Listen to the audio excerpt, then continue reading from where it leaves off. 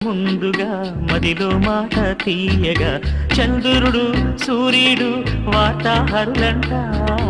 రేపవలు ఎప్పుడైనా లేఖలు నిన్నే చేరునోయ్ అదిలే కాలము జీవితం మేఘం తెల్ల కాగితం రాసే నీకే ముందుగా